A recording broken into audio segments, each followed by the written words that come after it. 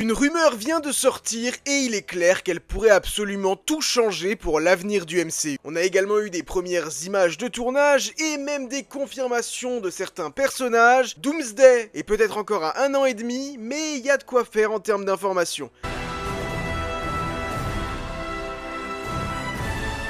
Salut à tous et bienvenue dans cette nouvelle vidéo décryptage des dernières informations concernant le film Avengers Doomsday et je dirais même Avengers Secret Wars. Ce double film qui a pour ambition de véritablement ramener Marvel au devant de la scène. Et peut-être que vous avez manqué certaines choses. En effet, les dernières semaines ont été quand même chargées, rien qu'en termes de Marvel Studios, avec la sortie des 4 Fantastiques premiers pas, qui est comme dit les premiers pas de cette équipe des 4 Fantastiques, mais également le premier vrai pas vers Avengers Doomsday. Et là, on a eu de nouvelles informations, on a même eu des images de tournage, comme dit, plein de choses très intéressante et clairement j'ai envie qu'on décrypte tout ça. Avant tout, si vous n'êtes pas encore abonné à cette chaîne et que vous ne voulez rien manquer de l'actualité Marvel, des news sur Doomsday, Secret Wars, Spider-Man et plein d'autres petites choses très intéressantes, d'ici également, n'hésitez pas à me rejoindre, vous serez à jour sur absolument tout. Vous pouvez également laisser un pouce et activer la cloche, me rejoindre sur Instagram et TikTok NateVersFR, booster la vidéo. En fait, vous pouvez faire plein de choses. Ce sont 2 images de tournage qu'on a eues, notamment une qui met en vedette plusieurs personnages. On peut voir par exemple Ebon Moss-Backrack qui joue la chose, ou encore Dani Ramirez qui joue le personnage de Falcon.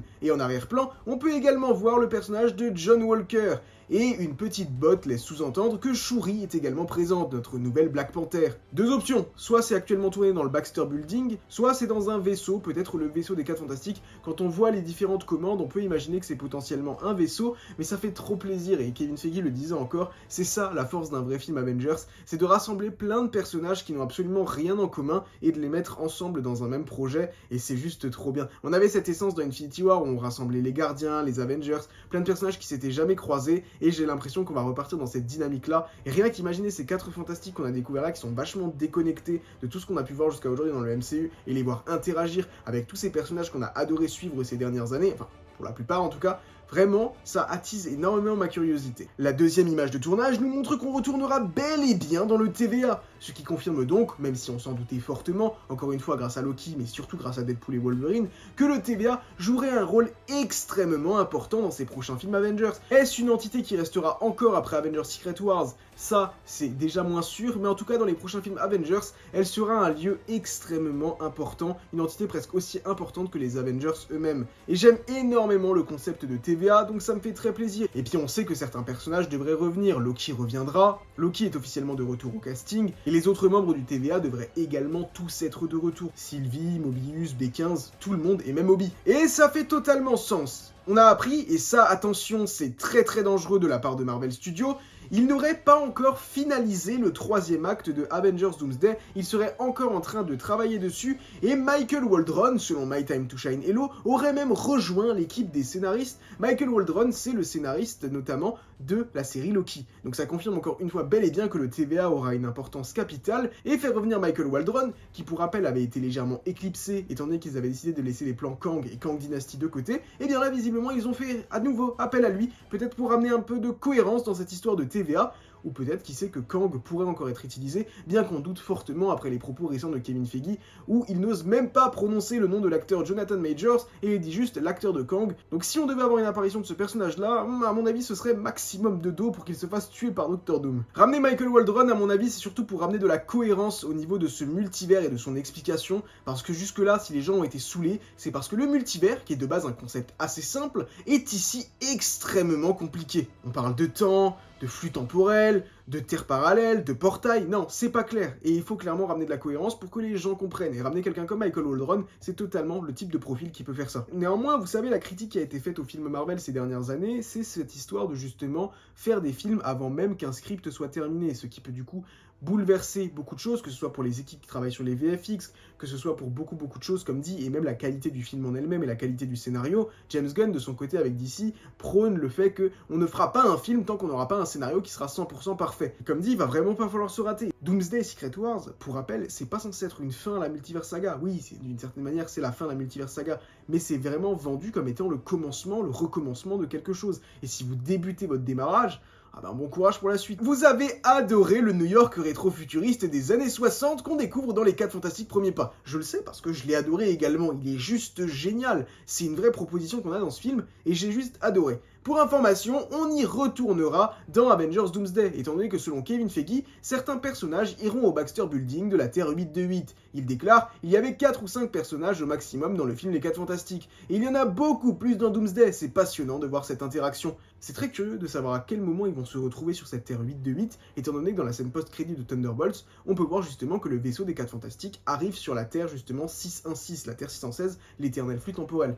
Évidemment, on ne sait même pas qui est véritablement dans ce vaisseau. Il y a plusieurs théories possibles, il peut s'agir de Docteur Doom avec bébé Franklin, il peut s'agir justement de cette équipe des 4 Fantastiques, il y a plusieurs hypothèses, mais franchement ça me fait très plaisir qu'on retrouve dans ce New York rétro-futuriste. J'espère juste qu'il ne va pas être détruit par une incursion, même si bon, j'ai quelques doutes là-dessus. Et concernant les personnages, Joe Loki, qui incarne donc le fils de Wanda Maximoff, le fils de Scarlet Witch Billy Maximoff, aussi appelé Billy Kaplan, devrait bel et bien être dans Avengers Doomsday. Si vous ne connaissez pas ce personnage, et c'est totalement possible, sachez que vous pouvez le découvrir dans la série WandaVision tout d'abord, mais surtout dans la série Agatha All Along, qui est géniale. Cette série est absolument géniale. Peut-être que certains vous aient dit ouais c'est trop secondaire et tout. Dites-moi dans les commentaires si vous avez vu Agatha All Along. Vraiment, allez la voir, c'est une pépite, c'est génial. Et on y découvre le personnage de Billy Kaplan qui va être très important pour la suite. Et qui du coup, selon l'auteur Steve Sater, devrait bel et bien être dans Doomsday car il a déclaré il travaille actuellement sur un film Marvel. Voilà, le film Marvel en question actuellement, c'est Doomsday. Et même, ce serait cohérent, on le sait, les champions auront un rôle important, les champions qui sont l'équivalent des Young Avengers.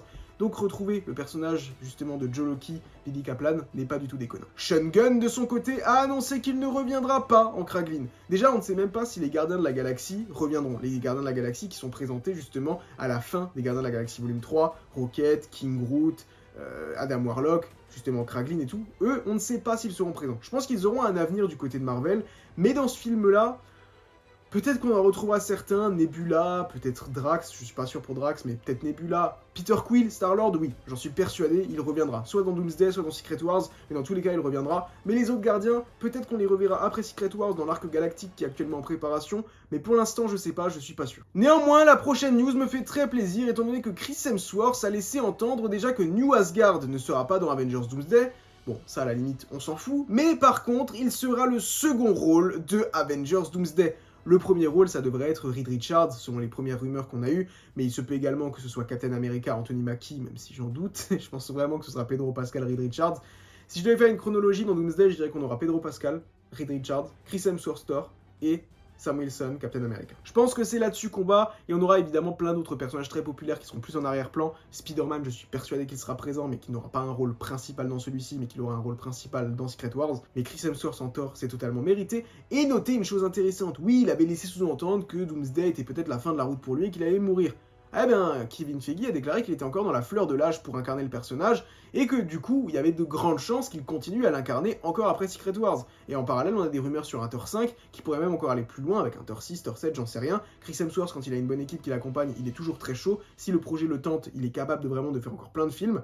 Mais comme dit, de savoir qu'il va être de nouveau important après le fiasco Love and Thunder, franchement, c'est cool, j'ai confiance en les frères Russo. Pour redonner à Thor ses lettres de noblesse, ils ont réussi à le faire dans Infinity War, ils ont totalement raté dans Endgame, mais dans Infinity War, ils l'ont fait. Essayez de réussir comme dans Infinity War, mais cette fois-ci de le faire dans Doomsday et dans Secret Wars, s'il vous plaît. Et la dernière rumeur, c'est vraiment la rumeur qui bouleverse tout. En effet, et ça nous vient quand même de Daniel RPK, il y aurait actuellement des discussions avec Robert Downey Jr. pour qu'il continue à incarner Doctor Doom après Avengers Secret Wars. L'idée serait qu'il soit un Doom central après les événements de Secret Wars dans la prochaine saga. C'est assez fou, mais en même temps, est-ce que c'est vraiment déconnant? On le sait, de toute façon, Doctor Doom est un personnage extrêmement populaire. Ils ne peuvent pas juste le mettre dans Doomsday et Secret Wars et après finito, Doctor Doom, c'est terminé. Non, on peut pas faire ça. Même Thanos, il est revenu d'une certaine manière, je suis convaincu que Thanos reviendra dans l'avenir. Peut-être même dans les prochains films Avengers. Mais Doctor Doom, c'est encore plus important que Thanos. Doctor Doom, il doit vraiment être présent. Donc là, il décide de ramener Robert Downey Jr. Moi, je suis persuadé qu'il ne s'agit pas d'un variant de Tony Stark, mais bel et bien de Victor Von Doom, qui va shipper d'une certaine manière le visage de Tony. Mais à ce moment-là, qu'il le garde et qu'il reste. Moi, je suis totalement pour qu'il reste. Mais à ce moment-là, j'ai envie de vous dire un truc. On garde Chris Hemsworth en tort. Robert Downey Jr. continue à jouer Doctor Doom. C'est pas déconnant, Iron Man est mort dans le MCU. Mais Robert Downey Jr. reste et il joue Doctor Doom. Peut-être même dans un film Doctor Doom, ou peut-être dans un prochain film Les 4 Fantastiques, etc. Il reste. Il joue un rôle majeur. Les gars, vous n'avez aucune raison de recaster un Steve Rogers ou un Tony Stark. Tony Stark, c'est pas grave, comme dit, il est mort.